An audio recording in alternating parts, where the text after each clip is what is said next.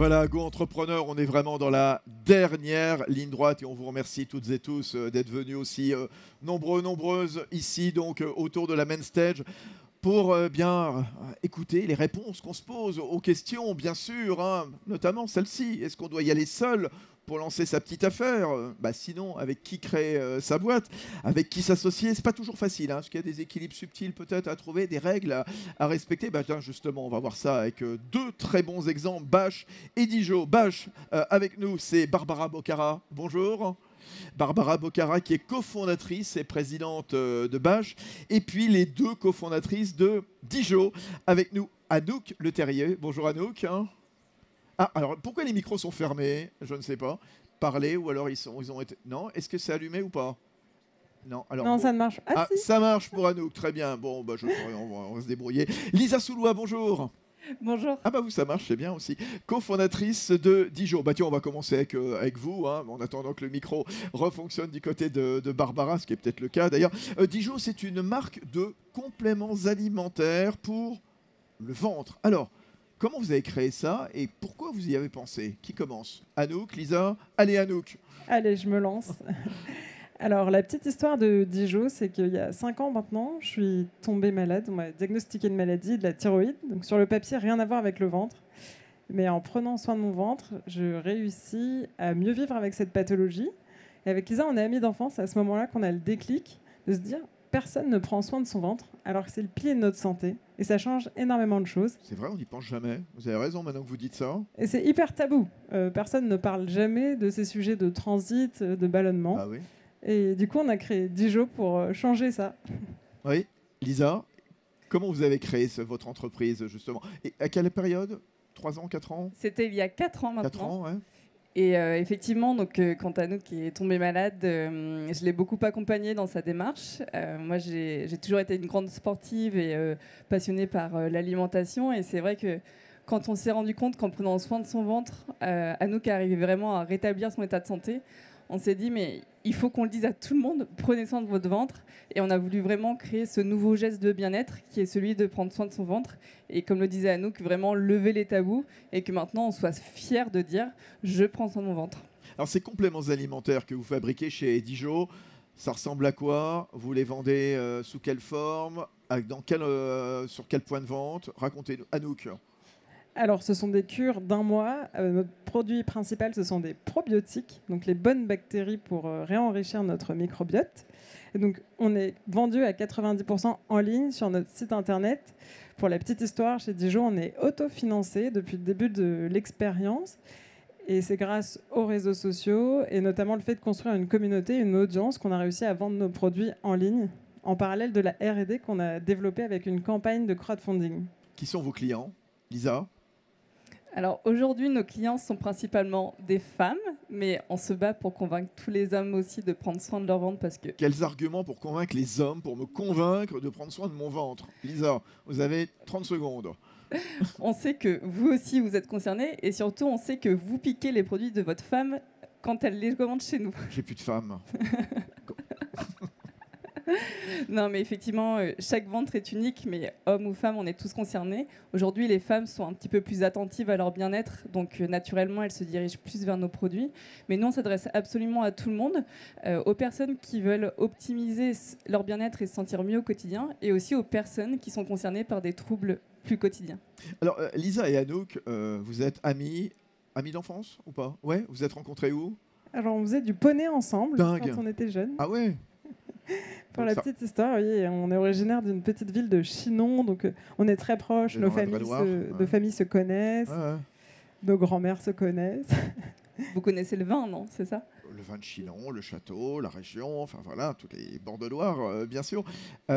Anouk et Elisa, qu'est-ce qui a fait que, naturellement, vous avez dit on va créer ensemble cette boîte? Parce qu'on peut être deux très bonnes amies d'enfance, avoir des tas de passions communes, on sait rien, le cheval, les sorties, le vin, je ne sais quoi, mais à un moment, quand même, là, on est au-delà du personnel, hein. On fait du pro ensemble. Lisa? Je pense que vous l'avez dit dans votre question, ça s'est fait de manière très naturelle.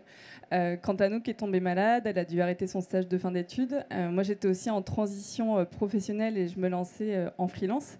Et donc, on a passé beaucoup de temps ensemble. Et au moment où on a eu cette idée, on a eu envie d'aller plus loin dans le projet, on a commencé à passer 2 heures ensemble. Et en fait, très vite, on a passé nos journées ensemble parce que ce sujet nous a passionnés. Et on ne s'est pas vraiment posé de questions parce que, en fait, jour après jour, le projet avançait. Notre relation a aussi beaucoup évolué grâce à ce projet. Dijo, c'est un peu notre bébé. Et, Votre relation quoi? Personnelle ou professionnelle? Les deux. Les deux. Notre amitié a vraiment grandi et s'est renforcée avec Dijo. Et je pense tout simplement que l'une sans l'autre, on ne se serait pas lancé. Ça nous avait vraiment, être deux, ça nous a vraiment donné la force de se lancer dans cette aventure, parce que ça peut faire très peur de se lancer dans l'entrepreneuriat. C'est pas facile tous les jours, il y a des hauts, il y a des bas. Et d'être deux, pour nous, c'est une vraie force. L'être indispensable. Oui, Anouk? Oui, effectivement, ça dépend, je pense, de la personnalité d'entreprendre à deux ou seul. Nous, on ne l'aurait pas fait si on avait été chacune de notre côté. Et en tant que femme, c'est aussi une force dans le sens où si on a besoin de s'absenter pour un congé maternité, ça peut aussi aider. Nous, on se sent vraiment complémentaires dans cette approche. Il n'y en a pas une qui fait la finance ou le marketing. Et ça, on nous l'a beaucoup reproché au début du projet. On s'est souvent senti en tort de faire de cette manière, d'être en front à deux sur tous les sujets. Ouais. Et en fait, aujourd'hui, ça fait que personne n'est indispensable, entre guillemets, et c'est assez important pour nous. On va revenir dans un instant, justement, quelles sont les bonnes règles, parce que je voudrais qu'on écoute, évidemment, Barbara Boccara, dans un tout autre domaine. Oui, ça y est, ça fonctionne bien, à la tête de Bâche, hein, cofondatrice et présidente de Bâche, parce que l'autre cofondatrice, c'est Sharon Criff. Elle est en vacances. Elle est en... Elle n'a pas vu le calendrier, mais en fait, elle est pas là. Oui, voilà, elle aurait dû être là, mais c'est pas grave, on est content de vous avoir. Je vais gérer pour elle, j'ai l'habitude. Bâche, c'est de la mode féminine, ce sont des accessoires, ce sont des robes, ce sont des chaussures, ce sont des chemises également, présents dans plus de 400 magasins dans le monde. Oui. Ouais. Alors, qu'est-ce qui caractérise Bâche? C'est quoi la cible? C'est quoi le segment? Je pense que ce qui caractérise Bâche, c'est la vérité. On est vraiment amis, c'était pas un storytelling. Non, mais déjà vos articles en tant que tels, hein, déjà ce que vous vendez. Alors, ils sont gays, colorés, féminins, très féminins. On est une marque très féminine. Voilà. Sont gays, colorés. C'est quoi, on est dans du luxe ou... On est dans du luxe accessible, c'est-à-dire qu'en fait on est entre le mass market, tout ce qui est Zara, Pinky, etc. Et on est aussi en dessous de tout le luxe. On est entre les deux. Ouais. Comment est né Bâche? Bâche est né d'une amitié, nous, vraiment. En fait, on avait envie de faire quelque chose toutes les deux. On ne savait pas encore vraiment quoi. On avait 33 ans, nous, on était un peu plus âgés que vous. On a démarré notre vie à l'envers. On a d'abord fait notre vie de famille, fait nos enfants, etc. Et à un moment, on s'est un peu ennuyé. On s'est dit, ça serait bien qu'on bouge un peu de chez nous. Et on a eu l'opportunité de monter une marque de prêt-à-porter. Enfin, on l'a créée, surtout l'opportunité. Et on a monté ça toutes les deux. Mais à la base, c'était vraiment pour être ensemble, toutes les deux. C'était pas pour créer quelque chose. Et d'ailleurs, ça se retrouve dans le nom. Bâche, c'est Barbara. Et Sharon. SCH, c'est Sharon et Criff. Vous connaissez depuis... combien de temps? On a passé le bac ensemble, nous. D'accord, donc vers les 17-18 ans. Hein, voilà, des 17 ans, justement.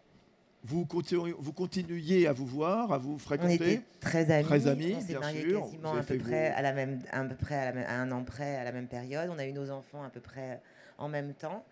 Et au bout d'un moment, on s'est quand même pas mal ennuyés à la maison. On était encore jeunes, on avait 29-30 ans. Et on s'est dit, ça serait bien qu'on monte quelque chose toutes les deux. On savait pas trop quoi. On voulait montrer un salon de thé. On n'était pas encore vraiment au point. Et du coup, on a monté Bâche. C'est un peu un hasard de la vie. C'était quoi le déclic à un moment de vous dire, on se lance dans la mode, parce qu'à la limite, vous auriez pu vous lancer, vraiment. C'est rien, ouvrir un restaurant à deux. Vraiment, on y a pensé. Bien sûr, ouais. On y a pensé. Alors la mode, ça a été un associé à nous, Dan Arroas, qui était un ami à nous, qui nous a donné cette opportunité-là. En fait, lui, il travaillait pour des marques comme Morgan, etc. Il avait des usines. C'est un business angel de la mode. Exactement, c'est un bunch. Et il nous a proposé de monter ce projet, et on a dit pourquoi pas, et on s'est lancé. Oui. Mais on n'y connaissait absolument rien. Alors oui, c'est un peu embêtant quand même quand on n'y connaît rien, fait, ni en entreprise, ni en finance, ni en mode, et qu'on lance quand même une... Alors justement, on se heurte à des portes qui se ferment en disant... Pas du tout. Vous êtes gentils les deux copines, mais enfin bon... Non. Sérieusement? Non, sérieusement, parce qu'au bout d'un temps, on a mais je veux dire, sur les 3 continents, donc je pense que non. Ouais. Non, je pense qu'au contraire, notre histoire a beaucoup plu. Je pense qu'on n'a pas fait d'école de mode, donc on n'a pas fait d'école de style, mais on a fait l'école de la vie. C'est-à-dire qu'en fait, quand on crée nos vêtements, on les crée... pour les femmes de tous les jours, sans se demander si on va gagner un prix. Donc on crée pour le quotidien des femmes. Quand on crée nos collections, on se demande ce qu'on va mettre le matin pour aller au travail, pour partir en vacances, pour un rendez-vous galant, pour un rendez-vous de bureau. Donc en fait, on fait une armoire idéale et qui est dans la vraie vie. Donc je pense que c'est ça notre succès aussi, c'est qu'on n'a pas fait d'école de mode, on n'est pas formaté. On est formaté par la vie en fait. Vous êtes dans le pratique, quoi, quelque On est part. complètement dans le Pratique pratique. conseil pour vos clientes en leur proposant quelque part Des choses une panoplie faciles à de mettre. choses faciles à mettre et voilà pour le. Et pour pour la vie le de tous les jours. commercial, on a fait la même chose. On a choisi les magasins où on achetait nous. Et on s'est dit, bah, c'est là où on aimerait vendre. Et c'est comme ça qu'on a commencé à démarcher. Les grands magasins sont venus. Et après, la presse aussi a aimé notre histoire. Et il y a eu une alchimie de choses qui fait que on en est là aujourd'hui. Le fait que vous soyez deux, que cette belle histoire avec Pour nous, c'est vital. deux copines, voilà, c'est vital. Vital. Ça séduit les investisseurs au moment de créer Bâche. Ça séduit les journalistes qui aiment bien raconter Mais on l'histoire de savait, ces à deux l'époque, il y avait copines. moins de storytelling. Ouais, Il y a 20 ans, il y avait moins cette envie de storytelling. ouais. Mais en fait, notre storytelling, il était tout fait, mais sans faire exprès. On était juste deux amis qui avaient monté une aventure Bâche. Qui fait quoi dans l'histoire que fait Sharon, que fait Barbara dans l'attelage? Alors, au tout démarrage, comme on n'était que toutes les deux, quand on a monté notre boîte, moi, je m'occupais du produit de A à Z, c'est-à-dire qu'en fait, du proto jusqu'à la mise en magasin. Et Sharon s'occupait du développement et de la logistique. Ça, c'était au début. Au Et ça a début. continué comme ça? Alors après, il y a un fonds qui est rentré au bout d'une dizaine d'années. Du coup, on a pu être plus libre, Ouais, s'alléger un peu de s'alléger certaines un tâches. peu. Et du coup, on s'est mis toutes les deux sur la collection et sur l'image. L'image qu'on n'avait pas avant, parce qu'on n'avait pas les moyens quand on a démarré de faire de l'image. Du coup, là, maintenant, on est plus sur le produit et l'image. Ouais. Oui, parce que la différence finalement entre Bah oui. Anouk Le et début. Lisa, c'est qu'elles expliquaient il y a quelques instants qu'elles font tout ensemble et tout vraiment de front. Vous dites, bah non, il y en a une qui fait ça On pouvait plus que pas. l'autre. Hein. Nous, notre métier, enfin, la production, c'est différent aussi. On avait tout un côté production qui était quand même lourd. Et en même temps, il fallait développer la marque. Donc, si on avait voulu faire tout en même temps, toutes les deux, on aurait eu 50 heures de journée de travail. Mais en même temps, nos bureaux sont collés et on sait exactement ce qui se passe chacune chez l'autre. Chez la voisine, exactement. Est-ce qu'il y a des tensions parfois entre vous, entre Lisa, Anouk et puis Barbara et Sharon? Alors tiens, commençons par les créatrices donc de Dijon. Ça, je vous préviens, les filles, c'est la question que tout le monde va vous poser tout le temps. Bah, C'est bien la sûr, question c'est que une tout le question monde va vous totalement poser. naturelle, mais justement, voilà, mais pour mieux construire derrière, justement, pourquoi il y a des tensions et comment on combat ces tensions, et voilà, comment on les évite aussi. Allez-y, bah, Lisa, spontanément. Alors, des tensions, non. Par contre, effectivement, on n'est pas tout le temps d'accord. On confronte nos idées. Et je pense que notre force, c'est qu'on se fait pleinement confiance. Donc, en fait, si Anouk n'est pas d'accord avec quelque chose que je propose, forcément, je le considère. Et là, on discute. Et on est assez convaincus que c'est comme ça, finalement, qu'on arrive à la meilleure décision. C'est vraiment en confrontant nos points de vue. Et qui tranche à la fin quand il y a un conflit? Anouk? Bah, personne tranche, c'est qu'il y a beaucoup de respect. Je pense qu'on a certaines appétences chacune, même si on fait beaucoup de choses ensemble. Il y a certains sujets sur lesquels l'une ou l'autre va avoir plus la main. Ah, quand même, donc. Et du Voilà. coup, c'est vrai qu'il y a plus, comme la personne qui s'en charge le plus a forcément plus argument d'autorité peut-être pour trancher à la fin. Mais c'est vraiment le respect mutuel, c'est-à-dire qu'il ne faut pas exiger de son associé ce qu'on n'exige pas de soi-même. Parce que l'entrepreneuriat, comme on disait, c'est les montagnes russes, c'est très fatigant, c'est un investissement personnel important. Et parfois, on a des hauts, des bas. Et du coup, il faut être aussi tolérant avec l'autre, beaucoup de respect. Pour moi, la clé, c'est la même vision et la même conception du travail. C'est-à-dire que l'investissement qu'on a dans Dijon, il est égal que ce soit Lisa ou moi. Et ça, c'est très important parce que du coup, il n'y a pas de non-dit, il n'y a pas de frustration. On va dans la même direction et c'est ça le cœur du réacteur. Est-ce qu'il y a des points que vous n'avez jamais réussi à trancher et finalement vous avez laissé tomber en disant bah voilà, on verra plus tard? Non, et je dirais même qu'en fait, on n'a pas besoin de trancher parce que, in fine, on arrive à se mettre d'accord naturellement. Bien sûr. Ouais. Et d'ailleurs, dans l'association, on a toutes les deux chacune 50% de l'entreprise. Et au début, tout le monde nous l'a déconseillé. Et pour nous, en fait, c'était pas concevable qu'une ait 51% et l'autre 49%. Pourquoi on vous déconseillait de faire 50-50? Pour justement avoir quelqu'un qui puisse prendre la décision finale. Ouais. Qui est la présidente? Qui est la directrice générale? Alors, Anouk est présidente et moi, je suis la directrice. Mais j'avoue que ce sont des statuts et des titres qui n'ont pas vraiment de valeur dans la vie au quotidien. Bien sûr. Et à vous, Barbara, justement, avec plus de recul, l'entreprise est un petit peu plus ancienne, bien entendu. Il y a eu des tensions avec Sharon. Comment vous les avez combattues, évitées? Tension, c'est pas Alors, le mot des non plus. désaccords? Mais pas vraiment non plus, parce Non qu'on plus. avait déjà la même vision de notre boîte et la même vision de le développer. Après, des points de désaccord, quand il y en a une qui n'est pas d'accord, il y en a toujours une qui lâche, qui s'en fout en fait. C'est bon, écoute, si tu y crois, alors on y va. On n'est pas trop dans la bagarre. Dans la bataille, ouais. Non, pas du tout. On perd pas notre temps dans cette énergie-là. Ça serait 2 hommes, ça serait peut-être différent. Il y aurait un peu plus de combat de coq peut-être. Nécessairement. Les questions que je posais tout à l'heure, oui, quand on lance son entreprise, est-ce qu'on doit y aller seul pour lancer son entreprise? Est-ce que c'est mieux d'être à deux, justement? Et quelles sont les règles? Moi, je préfère la vie à deux en général, la vie à deux dans ma vie personnelle et la vie à deux dans ma vie professionnelle. Oui, oui. Vous, c'est pareil, vous le disiez, on n'aurait pas fait ça l'une sans l'autre. Hein. Oui, surtout pour une première expérience entrepreneuriale. Je pense que c'est mieux d'être plusieurs. 2, c'est un bon chiffre. Encore une fois, c'est une question de valeur, de vision et de respect qu'on met en place. Une fois qu'on a fait une première expérience, on a peut-être plus les épaules pour faire des choses plus personnelles. Mais effectivement, je pense que chez les femmes, il y a moins cette histoire d'ego aussi quand on entreprend. Nous aussi, on lâche en fait. On ne va pas perdre de l'énergie à essayer d'avoir le dessus sur l'une ou sur l'autre. Tout ce qui compte, c'est de faire avancer Dijo, c'est de faire avancer l'entreprise. La vie, de manière générale, c'est déjà très compliqué. La vie entrepreneuriale, encore plus. Du coup, voilà, il ne faut pas perdre d'énergie dans des choses qui peuvent ne pas être essentielles. Il y a des équilibres subtils à trouver, des règles du jeu à mettre en place dès le départ. Elles se font un peu naturellement selon les personnalités aussi des amis, parce que c'est pas un kit tout fait. Chacune avec ses sensibilités et sa personnalité. Il y en a qui sont plus nerveux, d'autres plus calmes, d'autres plus zen. Donc suivant les personnalités aussi, ça match ou pas. On arrive un petit peu à séparer le public, la vie privée, la vie publique, quand vous vous retrouvez entre copines, avec vos conjoints ou pas, enfin peu importe, j'en sais rien, voilà, enfin en tout cas dans votre environnement d'avant, quelque part, est-ce qu'on continue à parler Dijo? Sérieux? Alors forcément, la frontière est mince, parce que finalement, Dijo, c'est bien plus que du travail, c'est bien plus que notre métier, c'est quelque chose qu'on fait pleinement, on y pense jour et nuit, mais on partage beaucoup d'autres choses aussi à titre personnel.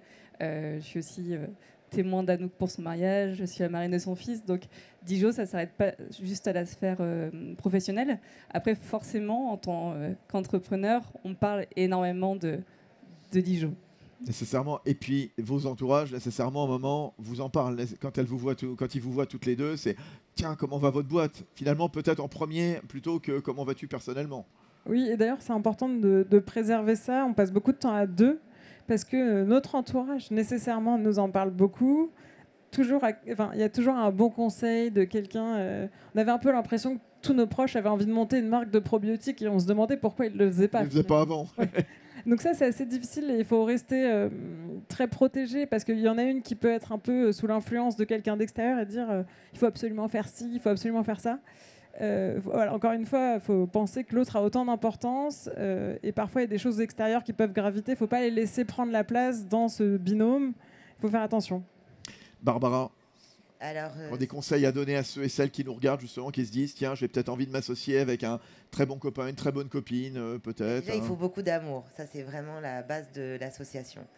Parce qu'on passe plus de temps en fait avec son associé qu'avec son conjoint, vu qu'on est toute la journée au bureau. Et avec Sharon, en plus de ça, on est très proches, donc on part très souvent aussi en vacances ensemble. Nos enfants sont très liés et notre vie est très liée, quoi, en fait. Le conjoint, il est pas un peu jaloux parfois de cette amitié avec Sharon? Non, ça va, pas du tout. Ça va, très bien. Bon, un mot sur votre entreprise, les projets que vous avez chez BA, justement, projets d'implantation, de diversification. Les projets, on ouvre des boutiques aux États-Unis et en Asie, puisque la marque s'est beaucoup exportée ces dernières années. C'est facile d'aller à l'international aussi, c'est aussi une question qu'on se pose. Nous, on a un fonds on a un fonds d'investissement qui est rentré. Je pense pas qu'on y aurait été toute seule. On a été parce que justement on a trouvé des partenaires solides autour de nous qui ont pu nous accompagner vers ce projet. En fait, il faut bien s'entretenir. Après, il faut bien s'entourer. Je pense que si votre boîte fonctionne bien, vous allez aussi avoir des propositions de LBO. Et en fait, il faut choisir le bon partenaire. Et à partir de là, vous pouvez aller au bout du monde avec eux. Comment on le choisit, ce partenaire? Parce que c'est vrai, on fait rentrer quelqu'un, quelque part, dans une structure quasi familiale, hein, puisque Sharon, c'est la famille, quelque part. Oui, avant, on ne peut pas parler... en fait, en même temps, moi, c'était LVMH, donc c'était compliqué de refuser et de dire non. C'est bien, oui. Voilà. Et le deuxième, c'est HLD. On a revendu, on a fait une deuxième LBO il y a 6 mois. Et on s'entoure de personnes avec qui on a un feeling et avec qui on le sent. Et c'est une autre nouvelle aventure encore. Une nouvelle aventure, mais enfin, on fait quand même. Je le disais, voilà, quand on travaille avec une amie d'enfance. Aussi, quand on est entrepreneur, il faut aussi suivre notre instinct. Ah bah oui, instinct, et puis s'ouvrir pour continuer de grossir. La suite pour Dijo, alors, la suite qui va être longue, hein, nécessairement, bien sûr. Lisa. La suite qui va être longue et on vient de lancer une nouvelle gamme de prébiotiques pour venir en complément des probiotiques. Alors, pré et probiotiques, c'est quoi alors? Alors, les probiotiques, ce sont les bonnes bactéries qui viennent rééquilibrer notre microbiote intestinal. Et les prébiotiques, ce sont les fibres qui viennent nourrir ces bonnes bactéries. Donc, ces bonnes bactéries, pour continuer à se développer, elles ont besoin de fibres qu'on va trouver notamment dans les fruits, dans les légumes. Mais aujourd'hui, 87% des Français ne consomment pas assez de fibres au quotidien. Et donc, grâce aux prébiotiques, on vient nourrir ces bonnes bactéries qu'on a réintégrées au niveau du microbiote. Et ça se prend ensemble ou pas? Oui, ça se prend ensemble. Je vois les bons élèves en SVT et ceux qui sont complètement perdus. Ah oui, totalement. Pourtant, j'ai fait un bac C. Hein. À l'époque, c'était le C. Voilà. Et surtout, nous, beaucoup de structuration, parce qu'aujourd'hui, on a quand même une toute petite équipe. On est 5 personnes. Donc là, on vise vraiment de presque doubler les effectifs pour élargir nos canaux de distribution, être de plus en plus présent en physique, parce que on s'est développé dans le digital parce que c'est ce qu'il y a de plus accessible au démarrage. Début, bien sûr. Ouais. Mais voilà, aujourd'hui, on commence à grossir et se structurer. Ça, on va vous trouver où alors, par exemple? Pharmacie ou Alors, en pharmacie, on commence à être dans les Monoprix, aux Galeries Lafayette, à la Samaritaine, dans les Oh My Cream aussi. Donc voilà, ça commence à se structurer. C'est un autre métier, la distribution, qu'on apprend. Justement, c'est les joies de l'entrepreneuriat. On passe. Juste quand vous voyez Barbara, bon, pardon, prenez pas mal ce que je vais dire, qui est plus ancienne dans son entreprise que vous. Ce sont des bons exemples ou pas? Vous inspirez de ce type d'exemple ou pas? Vous regardez un petit peu ce qui a été fait dans d'autres boîtes à deux avec Barbara et Sharon? Complètement, effectivement. Nous, on s'est souvent posé la question de lever des fonds ou non. C'est un exemple très intéressant de voir que pour aller à l'international, c'était bien de se faire accompagner par des gens qui ont cette expérience. Voilà, à deux, on va plus loin. Et quand on s'entoure des bons partenaires, on va encore plus loin. Donc, c'est des exemples très inspirants pour nous. On espère avoir la même success story. Je vous le souhaite. Merci en tout cas à toutes les trois. On applaudit très très fort Anouk Leterrier, Lisa Soulois, les cofondatrices de Dijo, prébiotiques, probiotiques, hein, vous avez tout compris bien sûr. Et puis Barbara Bocara, cofondatrice avec Sharon Crive de Bâche. Vous restez avec nous. Dans un instant, on va se dire au revoir avec celle qui a organisé ce salon. À tout de suite.